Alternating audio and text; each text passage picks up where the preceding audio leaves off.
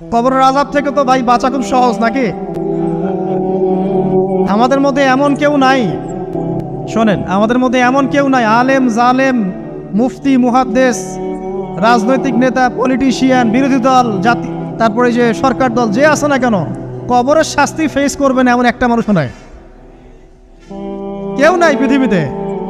এই যে আপনি দেখছেন ওই যে কি ইসরায়েলের প্রধানমন্ত্রী, ওই রাশিয়ার প্রধানমন্ত্রী, ওই চায়নার সভ্যতা, পশ্চিমা সভ্যতা, এমন কেউ নাই পৃথিবীতে এখন যাকে কবরের শাস্তি ভোগ করতে হবে না। আছে? সবচেয়ে লঘু শাস্তি মানে লঘু চাপ, এটা বলতে গেলে আসলে আমি ভাষা হারায় ফেলি।